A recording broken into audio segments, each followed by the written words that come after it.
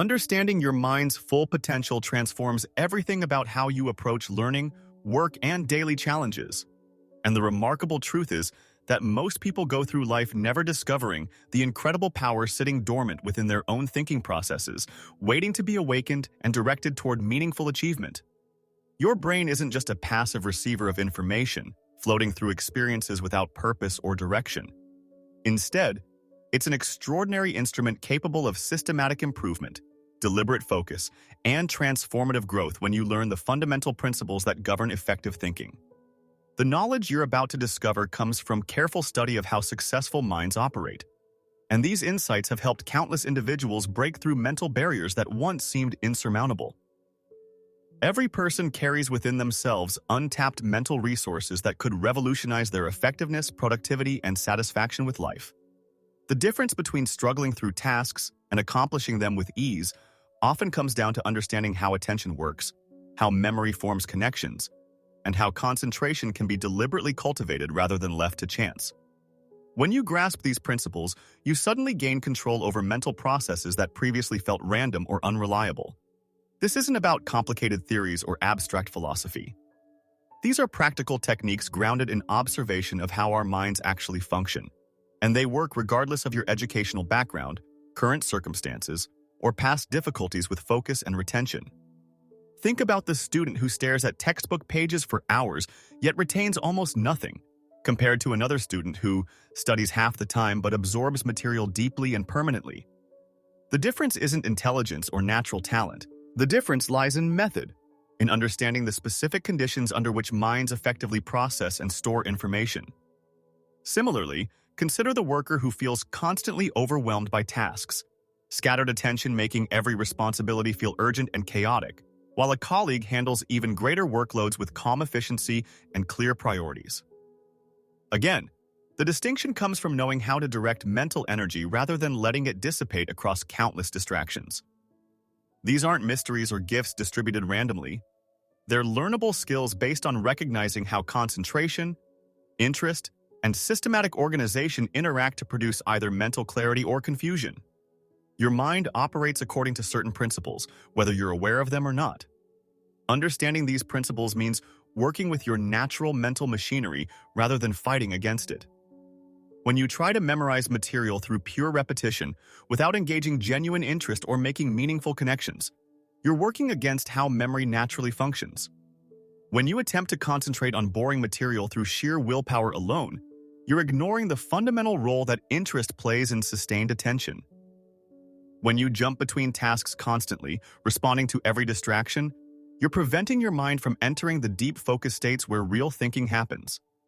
None of this reflects personal weakness or inadequate discipline. It simply reveals a gap in understanding how mental processes actually work. The fascinating part is how quickly things change once you align your approach with these natural principles. Suddenly, material that seemed impossible to remember becomes manageable because you're creating the specific conditions under which memory thrives.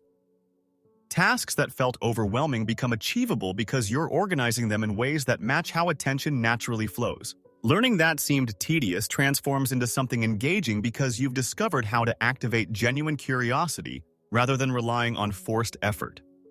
This shift doesn't require years of practice or exceptional abilities.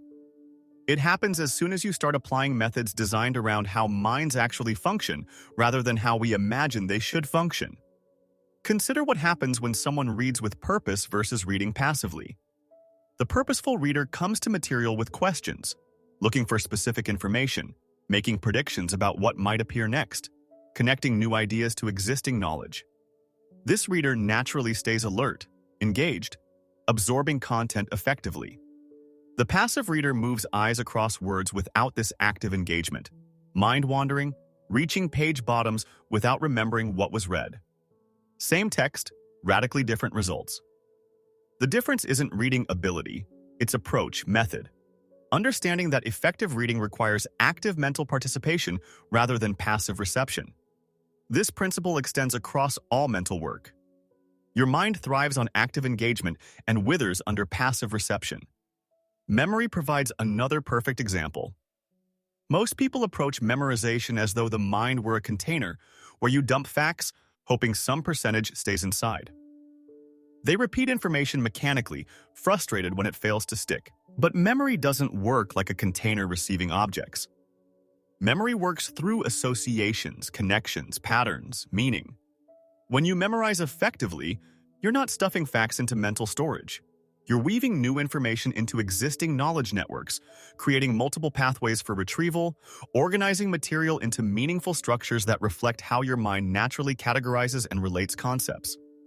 The person who understands this spends less time memorizing yet retains more, because they're working with memory's natural architecture rather than against it. The same applies to concentration. Many people view concentration as a mystical ability some possess and others lack, as though focus were distributed unevenly at birth. But concentration follows predictable patterns. It strengthens under certain conditions and weakens under others. Physical comfort matters, not because you need luxury, but because pain and discomfort constantly pull attention away from work. Environment matters, not because you're weak-willed, but because minds naturally orient toward novel stimuli, making distraction-rich settings genuinely harder for focused work. Interest matters tremendously, not because you lack discipline, but because genuine curiosity creates natural, effortless attention, while forced focus on boring material depletes mental energy rapidly. Understanding these factors means you can deliberately create conditions that support concentration rather than constantly battling your environment and circumstances. Imagine someone trying to study in a noisy, uncomfortable room, forcing themselves to focus on material they find completely uninteresting, wondering why concentration feels impossible.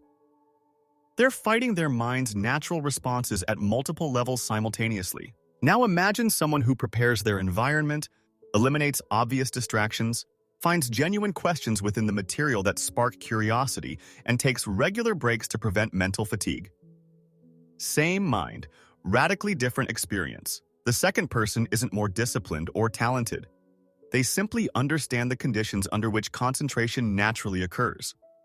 One of the most powerful discoveries about effective thinking involves the role of purpose and intention. When you approach any mental task with clear purpose, your mind automatically becomes more efficient. Purpose focuses attention. Purpose guides what you notice and remember. Purpose helps you distinguish relevant information from irrelevant details. Without purpose, your mind drifts, unsure what deserves attention, unable to effectively sort important material from trivial background noise. This is why two people can attend the same lecture yet take away completely different information. One came with questions they wanted answered, specific knowledge they hoped to gain, clear reasons for being there.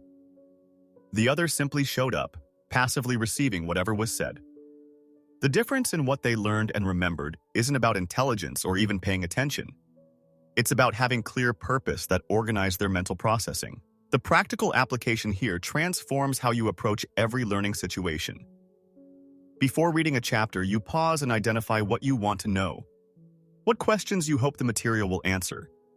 How this fits with knowledge you already possess. This small preparation step dramatically changes your reading experience. Your mind now actively searches for relevant information, naturally ignores tangential details, makes connections automatically, and remembers significantly more because everything connects to your driving questions and purposes. Teachers who help students establish clear purposes before studying new material find those students learn faster and retain more. Not because the teaching improved, but because the student's mental approach aligned with how effective learning actually works. A powerful example comes from examining how experts in any field think differently from beginners. It's not that experts have more brain power or better raw intelligence. Experts have organized knowledge structures that let them recognize patterns instantly, make connections effortlessly, and solve problems that baffle novices. A chess master looks at a board position and immediately sees meaningful patterns where a beginner sees individual pieces in seemingly random locations. A medical doctor hears symptoms and recognizes disease patterns that would be invisible to an untrained person. These experts aren't performing mental magic. They've built organized knowledge networks through experience, and these networks let them process information in their domain with remarkable efficiency. The encouraging news is that this kind of organized knowledge structure can be deliberately cultivated in any area where you want to develop expertise. You build these structures by actively organizing what you learn rather than passively accumulating isolated facts. This means consistently asking how new information relates to what you already know, what patterns or principles connect different pieces of knowledge, what larger categories or frameworks help organize details. A student learning history who simply memorizes dates and events creates a fragile knowledge structure that collapses easily. A student who organizes historical information around themes, causes, patterns, and connections builds robust understanding that lasts and grows stronger over time. Same facts, completely different mental organization, dramatically different results in both retention and ability to apply knowledge. The process of making knowledge your own involves transformation, not just reception. When you encounter new information, you need to translate it into your own language, connect it to your personal experience, find examples from your own life, and actively work with the material rather than simply receiving it. This is why summarizing in your own words proves so much more effective than highlighting or copying text verbatim. Summarizing forces active processing, translation, organization. Highlighting can happen almost passively, with minimal mental engagement.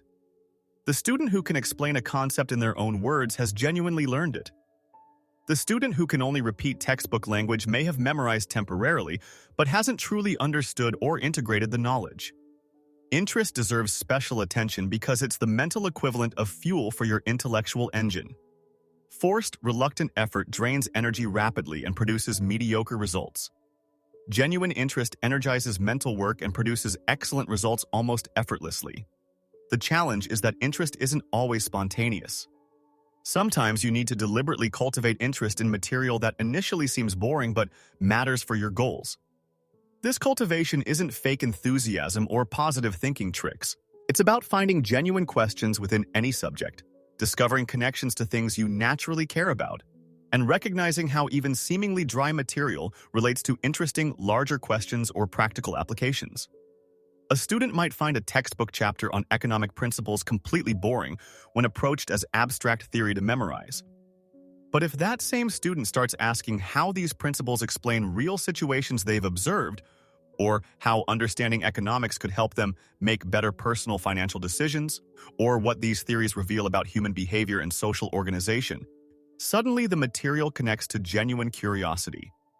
The content hasn't changed, but the student's mental approach has transformed it from meaningless obligation to genuinely interesting exploration. This shift isn't pretending to care. It's discovering authentic reasons to care by connecting abstract material to real questions and concerns. Teachers who excel at engaging students aren't necessarily more entertaining or charismatic. They're skilled at helping students discover genuine questions and interests within subject matter. They show connections between abstract principles and concrete experiences. They reveal why material matters beyond passing tests. They activate curiosity that transforms learning from forced drudgery to natural exploration. You can do this for yourself by consistently asking better questions, by refusing to accept, "I just need to know this for the test," as sufficient motivation, by digging until you find genuine reasons to care about material you're studying. Around 10 minutes into this exploration of how your mind works best, it's worth pausing to recognize how these insights fit together into a coherent approach to mental effectiveness. You're not learning disconnected tricks or isolated techniques. You're discovering a framework for understanding and optimizing how your mind naturally functions. This framework encompasses preparing your environment to support focus, approaching material with clear purpose, making active connections rather than passively receiving information, organizing knowledge systematically, cultivating genuine interest, and working with rather than against your natural mental tendencies. When these elements align, mental work transforms from exhausting struggle to energizing engagement. If you're finding value in these insights, please like and subscribe to Audiobook Library, as it helps the channel grow and allows us to continue providing valuable content that can genuinely improve how you think, learn, and accomplish your goals.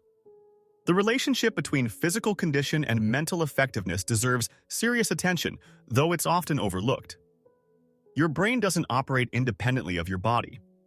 When you're tired, hungry, or physically uncomfortable, your mental capabilities diminish substantially. This isn't weakness or lack of willpower. It's biological reality. A tired brain literally processes information more slowly and makes more errors. A hungry brain struggles to maintain focus because available glucose for mental work is depleted. Physical discomfort constantly demands attention, pulling focus away from intellectual tasks. Recognizing these physical foundations doesn't mean making excuses. It means being strategic about when you tackle demanding mental work. Schedule your most challenging thinking tasks during your peak energy periods, rather than trying to force intense concentration when you're exhausted. Ensure adequate nutrition before extended mental work, not elaborate meals that make you drowsy but sufficient fuel to sustain brain function. Address physical discomfort that would create constant distraction. These aren't optional luxuries. They're fundamental requirements for effective thinking. The person who ignores physical needs while trying to accomplish demanding mental work is like someone trying to run a marathon without water or sleep. It's not admirable persistence. It's counterproductive stubbornness that guarantees poor results. Sleep particularly matters more than most people realize.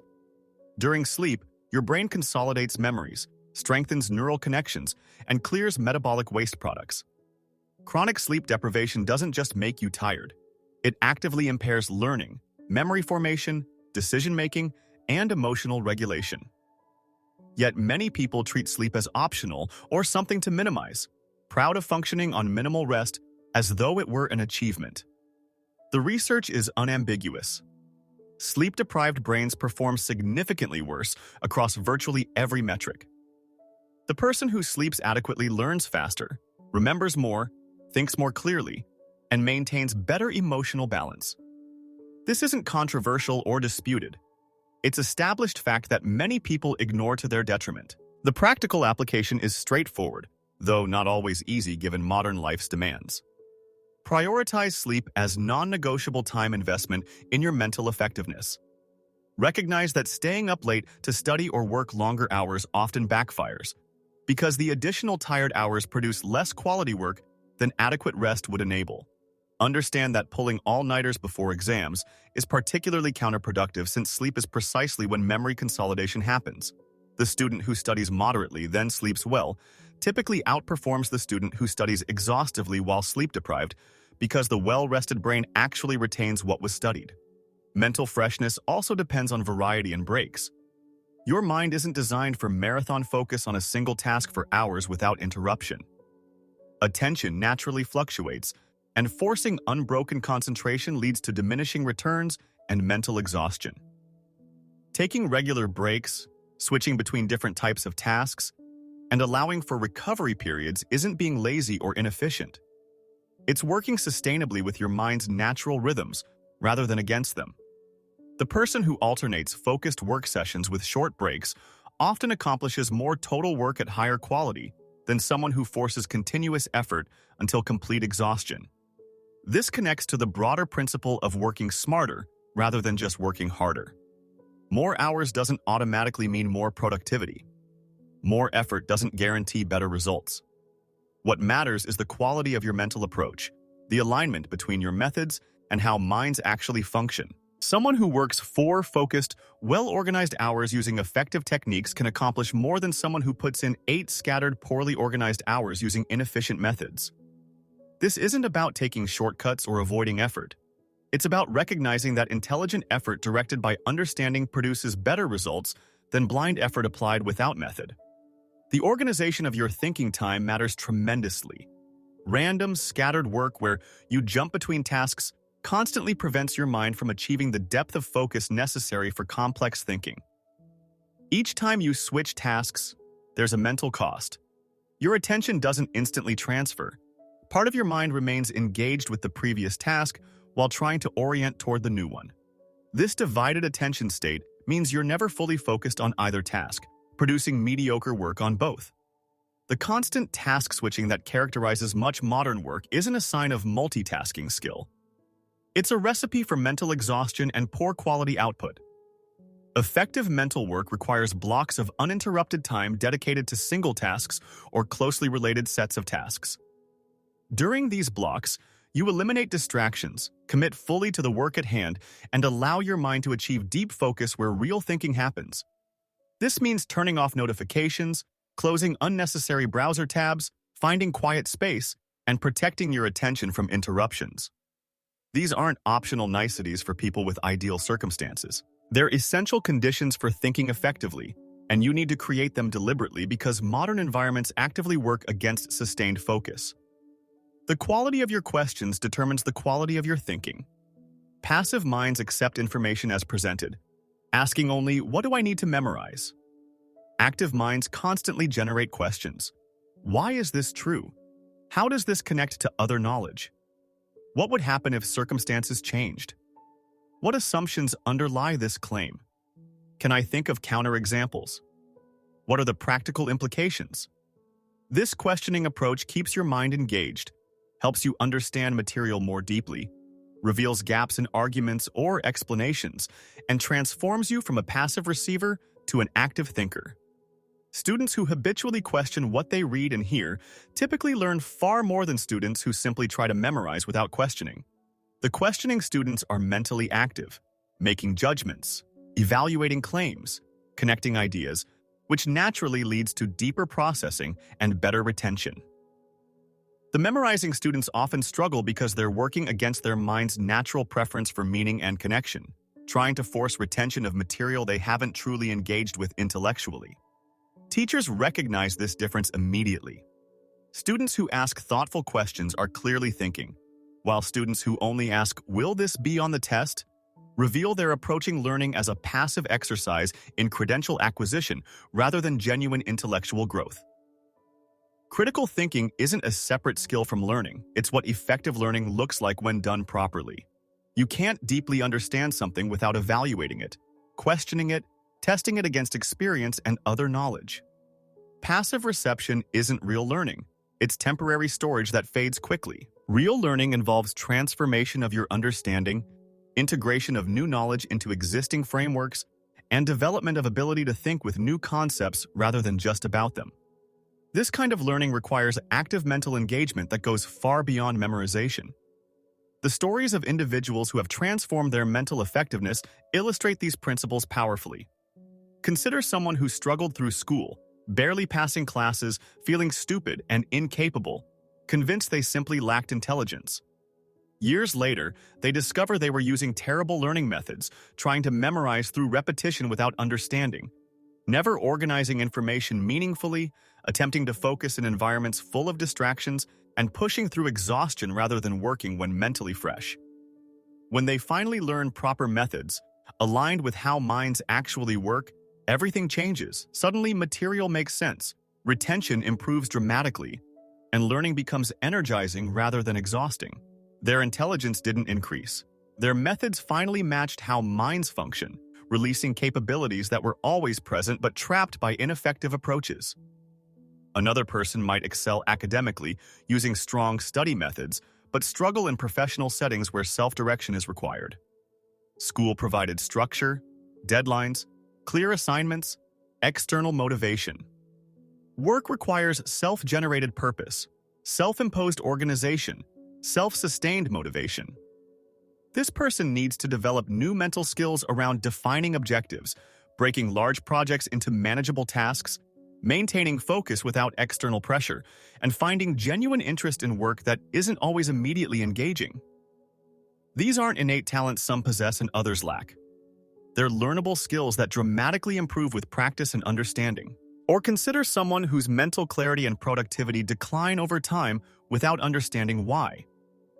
Investigation reveals deteriorating habits around sleep, exercise, nutrition, and stress management. Their brain hasn't fundamentally changed, but the physical and environmental conditions supporting effective thinking have degraded. Restoring these foundations brings back mental capabilities that seemed lost. The lesson isn't that thinking happens in isolation from physical health and lifestyle. Mental effectiveness depends on treating your whole system well, not just trying to force your brain to perform regardless of circumstances. These examples share a common theme. Dramatic improvement is possible through understanding and applying basic principles about how minds work. You're not locked into your current level of mental effectiveness. You can think more clearly, remember more reliably, focus more deeply, and learn more efficiently by aligning your approach with natural mental processes.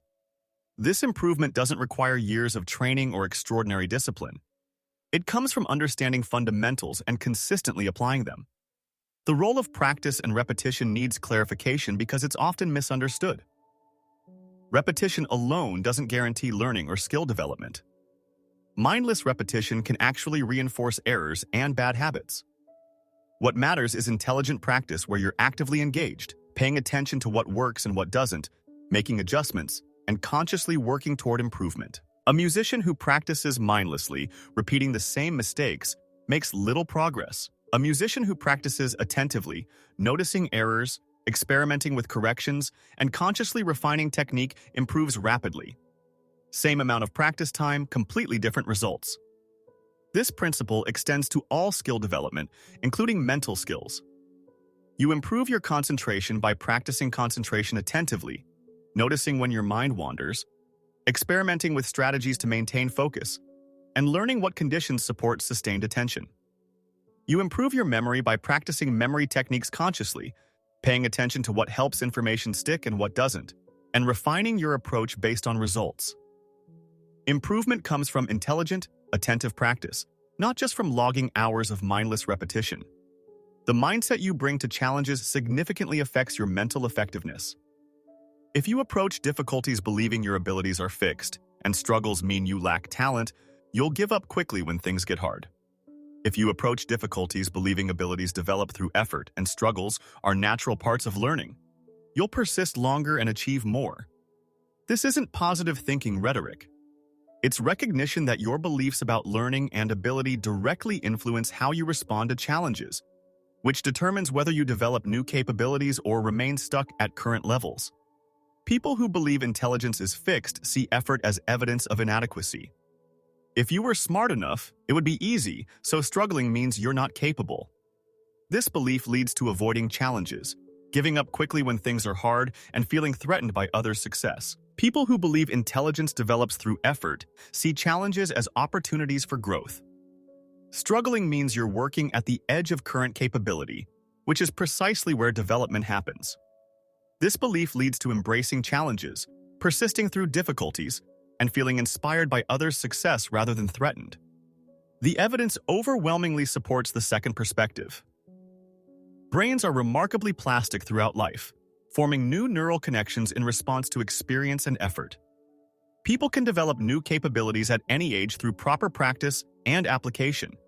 Yet many people remain trapped by limiting beliefs about fixed abilities, never discovering what they could accomplish with different mindset and sustained effort. Recognizing that struggle and difficulty are signs of learning, not inadequacy, transforms how you respond to challenges and dramatically expands what you're willing to attempt. Connecting new knowledge to existing knowledge deserves emphasis because it's such a powerful learning principle often ignored. Your mind isn't a blank slate where isolated facts get stored independently. It's a network of interconnected knowledge where new information gains meaning and sticks through connection to what you already know. The more connections you create between new and existing knowledge, the better you understand and remember new material. This means constantly asking how new information relates to things you already understand. What similarities you notice, what differences stand out, what examples from your experience illustrate new concepts. A student learning about chemical bonds could try memorizing definitions and formulas as isolated facts. Or they could connect chemistry to cooking experiences, recognizing that chemical bonds explain why some ingredients mix easily while others separate, why heat changes food texture and taste, why certain combinations create new substances with different properties. These connections make abstract chemical principles concrete and memorable by linking them to familiar experiences. The student doesn't need to memorize anymore because the concepts now make intuitive sense through connection to existing knowledge. This connection-making process happens naturally when you're genuinely curious and thinking actively about material. When you're bored and passive trying to force memorization, connections don't form and retention suffers. This is another reason why cultivating genuine interest matters so much. Interest drives the active thinking that creates knowledge connections, which produces real understanding and lasting retention. The chain runs. Interest leads to active thinking. Active thinking creates connections. Connections produce understanding and memory. You can't skip steps by forcing the end result through repetition without the genuine engagement that makes learning stick. Goal setting and progress tracking contribute significantly to sustained mental effort over time. Vague intentions like, "I want to learn programming" or "I should read more" rarely lead anywhere. Specific goals with clear milestones create direction, enable progress tracking, and provide motivation through visible achievement. "I will complete one Python programming tutorial per week and build 3 small projects over the next 3 months" gives you concrete targets to work toward and clear indicators of progress. When you achieve weekly milestones, you gain confidence and momentum. When you miss targets, you have specific information about what went wrong and how to adjust. This specificity matters for mental work just as much as physical goals. "I want to improve my memory" is too vague to drive action or measure progress. "I will practice memory techniques for 15 minutes daily and test monthly whether I can memorize 20 item lists more effectively than I can now" creates actionable plans and measurable outcomes. You know exactly what to do, you can track whether you're doing it, and you can objectively assess whether it's working. This clarity prevents the vague sense of wanting to improve without ever actually implementing changes or knowing if you're making progress. Breaking large goals into smaller milestones also makes overwhelming objectives manageable. Master advanced mathematics feels impossible. Complete 1 chapter of calculus textbook per week, doing all practice problems and seeking help when stuck, becomes doable. Large goals inspire but can also paralyze if they seem too distant. Small milestones create achievable targets that maintain motivation through frequent success experiences while accumulating toward larger objectives. This approach works with any substantial learning goal, transforming intimidating ambitions into manageable step-by-step progressions. The mental habit of reflection amplifies learning from experience. Most people live through experiences without extracting lessons, repeating the same mistakes, missing opportunities for growth. Deliberate reflection means pausing after significant experiences, successes or failures, to analyze what happened and what you can learn. What worked well? What didn't? What would you do differently next time? What principles or patterns do you notice? This reflection transforms raw experience into refined understanding and improved judgment. Students who reflect after exams, analyzing not just what answers they got wrong, but why they made those mistakes and how to prevent similar errors, learn far more than students who just look at their grade and move on. Workers who reflect after projects, considering what went well and what could improve, develop expertise faster than those who simply move to the next assignment without analysis. This reflection doesn't need to be elaborate or time-consuming. Even brief, regular reflection sessions compound into significant learning over time. The practice of teaching others powerfully reinforces your own learning. When you try to explain something to someone else, you quickly discover gaps in your understanding that weren't obvious when the material was just in your head. Teaching forces you to organize knowledge clearly, find effective examples and explanations, and anticipate questions. These mental processes deepen your own understanding while helping others learn. Students who study in groups where they take turns explaining concepts to each other typically learn more than students who study alone, precisely because the teaching role strengthens learning. You don't need an actual student to gain this benefit. Explaining concepts to yourself, as if teaching an imaginary learner, produces similar advantages. When you finish reading a chapter, pause and explain the main ideas in your own words, as if teaching someone. When you learn a new skill, imagine explaining it to a beginner, walking through steps and reasoning. This mental teaching exercise reveals what you truly understand versus what you've merely read without fully grasping, creating opportunities to strengthen weak areas before moving forward. Environmental design deserves more attention than it typically receives. Your physical environment constantly influences your mental state, either supporting or undermining effective thinking. A cluttered, chaotic workspace scatters attention and creates low-level stress. A clean, organized environment supports focus and calm. Harsh lighting causes fatigue and strain. Appropriate lighting maintains alertness without discomfort. Constant noise and interruptions prevent deep concentration. Quiet space enables sustained focus. These aren't minor preferences. They're factors that significantly impact your ability to think effectively. Taking environment design seriously means deliberately creating spaces that support the mental work you want to accomplish.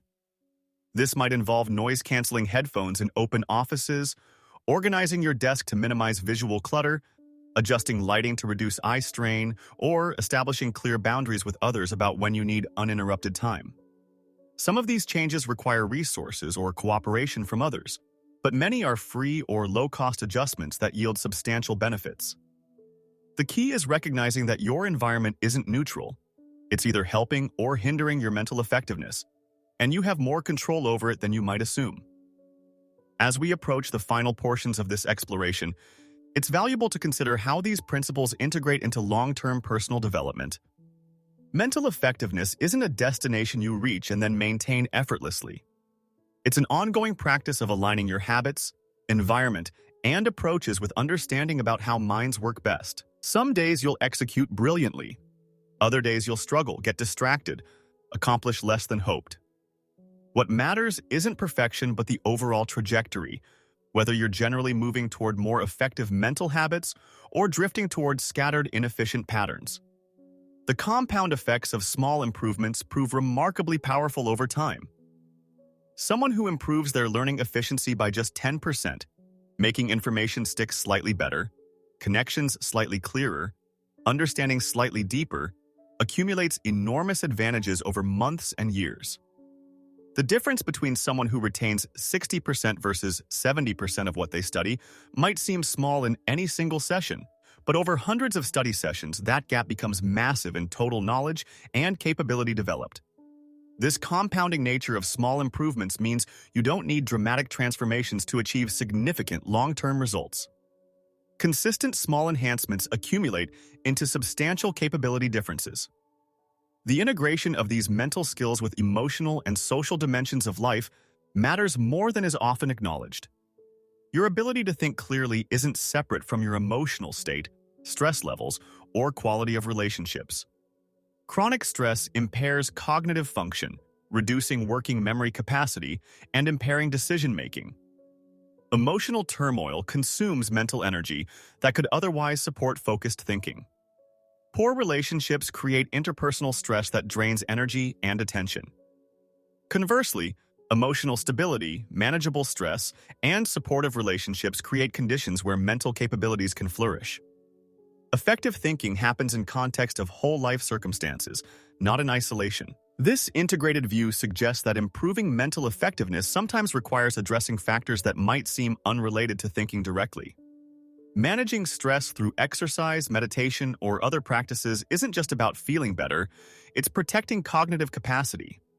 Building strong relationships isn't separate from intellectual development, it's creating social support that enables sustained mental effort.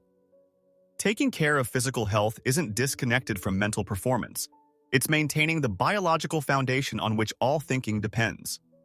People who treat mental improvement as purely intellectual exercise while ignoring physical, emotional, and social dimensions often struggle to make lasting progress. The concept of intellectual character proves useful for understanding sustained mental development. Just as moral character involves consistent patterns of ethical choices, intellectual character involves consistent patterns of how you approach learning, inquiry, and thinking. Do you habitually seek truth even when it's uncomfortable? Or do you prefer comforting beliefs regardless of evidence? Do you remain curious when material gets difficult, or do you give up quickly? Do you think independently, or do you simply adopt whatever authorities say? Do you revise beliefs when presented with better evidence, or do you defensively cling to existing views? These intellectual character traits develop through repeated choices, just like moral virtues develop through moral choices. Each time you choose to think carefully rather than jump to conclusions, you strengthen habits of careful thinking. Each time you seek out challenging material rather than sticking with comfortable familiarity, you build tolerance for intellectual difficulty. Each time you admit when you're wrong rather than defensively rationalizing, you develop intellectual humility and genuine commitment to truth over ego. Over time, these repeated choices create stable patterns, intellectual character that guides how you approach all mental challenges. Developing strong intellectual character means consciously choosing to engage in practices that build good thinking habits, even when they're uncomfortable or effortful. It means reading difficult material that challenges you rather than only easy content that confirms existing views. It means seeking out people who disagree with you to understand their perspectives rather than only associating with those who think like you. It means acknowledging uncertainty rather than pretending confidence you don't possess. It means changing your mind when evidence warrants it rather than rigidly maintaining positions. These practices feel unnatural at first because they go against defensive ego tendencies, but they're essential for genuine intellectual growth. The relationship between creativity and disciplined thinking deserves attention because they're often falsely opposed. People sometimes imagine creativity as wild, undisciplined inspiration that gets constrained by structured thinking. In reality, sustained creative work requires tremendous discipline, organization, and systematic thought. Creative breakthroughs typically come after extensive disciplined engagement with a problem, not as random inspiration unconnected to prior work. The prepared mind recognizes creative solutions that unprepared minds miss. Understanding fundamentals deeply creates foundation for genuine innovation, while superficial knowledge rarely produces meaningful creativity. This means that developing strong thinking skills, far from constraining creativity, actually enables it. The person who can focus deeply, organize information effectively, make unusual connections between ideas, and persist through difficulties is far better positioned for creative work than someone with vague inspiration but weak thinking skills. Creativity isn't magic that bypasses thinking. It's a particular type of thinking that requires all the same foundational capabilities we've been discussing, plus specific additional practices around remaining open to novel combinations, tolerating ambiguity, and exploring unconventional possibilities. As we near the end of this comprehensive exploration of mental effectiveness, please check our channel's other videos for additional valuable content that can help you continue developing your thinking capabilities and achieving your goals. Please check our videos library for more insights on learning, productivity, and personal development that complement what you've discovered here. The ultimate point of all these principles and practices is enabling you to accomplish what matters to you more effectively and with greater satisfaction. Mental effectiveness isn't an end in itself. It's a means to whatever ends you value: career success, creative achievement, understanding the world more deeply, contributing to others, or simply experiencing life more fully and consciously. When your mind works well, when you can focus deeply, learn efficiently, remember reliably, and think clearly, you gain capabilities to pursue any goal more successfully. These aren't abstract academic concerns. They're practical tools for living more effectively. The transformation that occurs when people genuinely improve their mental effectiveness often extends beyond productivity gains into deeper life satisfaction. Work that felt like drudgery becomes engaging when you approach it effectively. Learning that seemed impossible becomes achievable when you use proper methods. Challenges that appeared overwhelming become manageable when you can think clearly about them. This shift in experience matters as much as the objective accomplishments it enables. Life feels better when your mind works well, when you feel capable rather than struggling, when you make progress toward goals rather than spinning wheels. Starting this transformation doesn't require perfect conditions or extensive preparation. You can begin immediately by applying even one principle from this exploration. Choose to study with clear purpose instead of passively reading. Organize your workspace to support focus. Take regular breaks instead of forcing exhausted continuation. Practice explaining concepts in your own words. Make connections between new knowledge and existing understanding. Approach material with questions rather than just absorbing. Any of these changes, implemented consistently, will produce noticeable improvements that motivate further refinement of your mental approaches. The journey toward mental effectiveness is personal and ongoing. What works perfectly for one person might need adjustment for another. The specific techniques matter less than the underlying principles. Understanding that your mind works better with clear purpose than vague intentions remains true whether you implement that through written goal statements, mental preparation before tasks, or other methods. Understanding that genuine interest supports learning better than forced effort remains true whether you cultivate interest through practical applications, intriguing questions, or other approaches. The principles are stable even while implementations vary based on individual circumstances and preferences. Patience with yourself during this development process proves essential. Changing established mental habits takes time and repeated practice. You'll have setbacks, days when old, ineffective patterns resurface, moments when you forget to apply what you know. This doesn't mean you're failing or that these principles don't work. It means you're human, developing new capabilities gradually through imperfect practice rather than achieving instant transformation. Sustainable change comes from consistent direction over time, not from brief bursts of perfection. Progress, not perfection, should be your measuring stick. The role of self-compassion in sustained mental development deserves explicit mention. Harsh self-criticism when you struggle or make mistakes typically backfires, creating anxiety and avoidance that impair learning rather than motivating improvement. Treating yourself with the same kindness and understanding you'd offer a friend who was struggling actually enables better learning. Self-compassion lets you acknowledge difficulties honestly, without defensive denial or harsh condemnation, creating psychological safety where genuine learning happens. The person who beats themselves up over every mistake typically learns less than the person who can calmly analyze errors without excessive emotional reaction. This doesn't mean lowering standards or accepting poor performance complacently. It means maintaining high standards while treating yourself humanely in the pursuit of them. You can expect excellence from yourself while acknowledging that reaching excellence requires time, practice, and inevitable mistakes along the way. You can feel disappointed when results fall short of goals, while maintaining perspective that setbacks are temporary learning opportunities rather than permanent verdicts on your capabilities. This balanced approach supports sustained effort far better than alternating between harsh criticism and giving up. The social dimensions of learning and thinking deserve recognition beyond individual practice.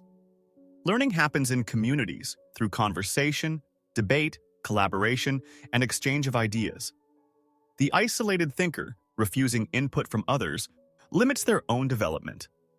Engaging with other minds, especially those with different perspectives and expertise, expands your thinking in ways solitary study cannot. This means actively seeking out intellectual community, whether formal educational settings, book clubs, study groups, online forums, or professional networks where substantive discussion happens. Effective intellectual community requires both confidence in your own thinking and openness to others' perspectives. The person who simply adopts whatever others say isn't thinking independently. The person who dismisses all input different from their current views isn't learning from others. Productive intellectual exchange requires ability to advocate for your views while genuinely considering alternatives. Confidence in your reasoning while remaining open to persuasion by better arguments, and respect for others' intelligence while maintaining your own critical judgment.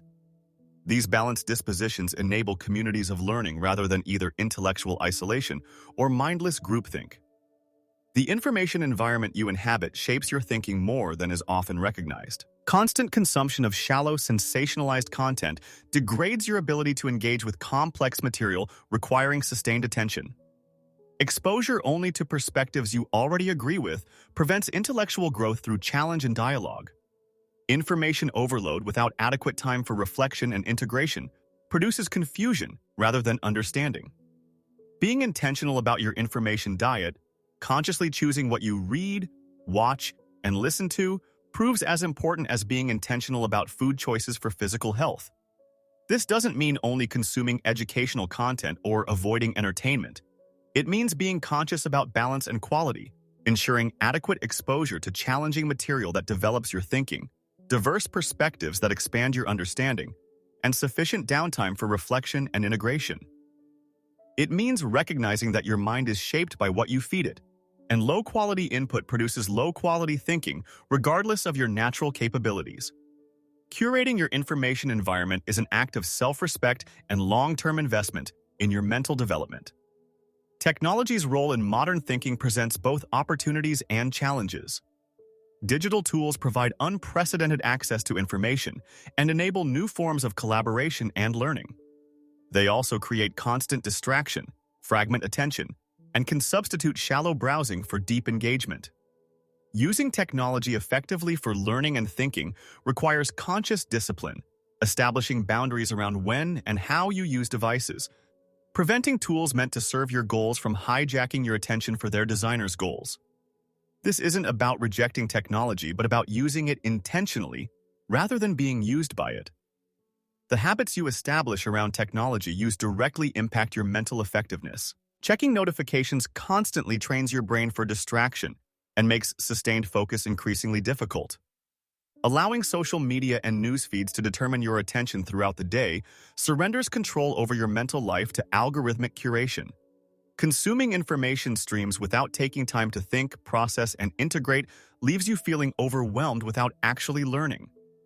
Establishing different habits such as batching communication checking to specific times, using website blockers during focus work, and setting aside device-free time for reflection protects your mental capabilities while still benefiting from technology's genuine advantages. The lifelong nature of intellectual development means there's no endpoint where you've completely mastered effective thinking and can coast indefinitely. You'll always have room for growth, new challenges that require developing new capabilities, changing circumstances that demand adapting your approaches. This ongoing development isn't a burden but an opportunity. Your capacity for learning and growth doesn't expire at some arbitrary age. You can continue developing new capabilities, deepening understanding, and refining thinking skills throughout life as long as you maintain engagement and effort.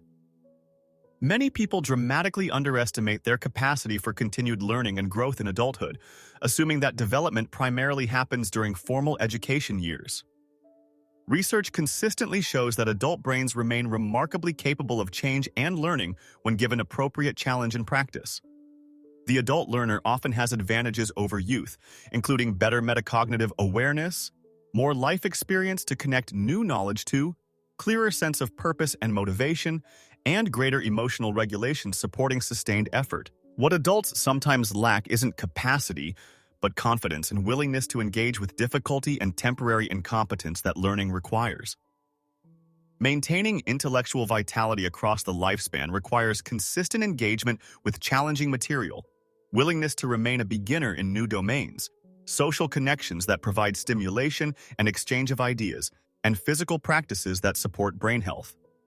The person who retires and disengages mentally typically experiences cognitive decline, not because aging necessarily causes it, but because they've stopped providing their brain the stimulation it needs to maintain capabilities. The person who remains intellectually engaged, continuously learning new things, maintains cognitive vitality far longer. Your brain remains quite plastic if you continue using it actively rather than letting it stagnate. One of the deepest satisfactions in life comes from experiencing your own growth and development. Recognizing that you can now do things that once seemed impossible, understand concepts that once confused you, and accomplish goals that once appeared out of reach. This satisfaction isn't primarily about achievement in others' eyes. It's about the personal experience of capability expanding, about becoming more effective, capable, and understanding. These internal rewards sustain motivation for continued development far more reliably than external rewards like grades, credentials, or recognition, though those external markers have their place. The principles and practices we've explored throughout this extensive discussion provide foundation for that sustained intellectual development. Understanding how attention works lets you harness it more effectively. Understanding how memory functions lets you learn more efficiently. Understanding the role of interest and purpose transforms how you approach material. Understanding the importance of physical foundations lets you create conditions supporting mental effectiveness. Understanding the value of active questioning and connection-making deepens your learning. Understanding the need for reflection and practice consolidates growth. Understanding the role of environment and social context expands your perspective on what influences thinking. These aren't isolated tricks, but an integrated framework for optimizing how you think, learn, and develop across your lifetime. Implementation matters more than knowledge. You could understand every principle perfectly, yet change nothing in practice, gaining no benefit.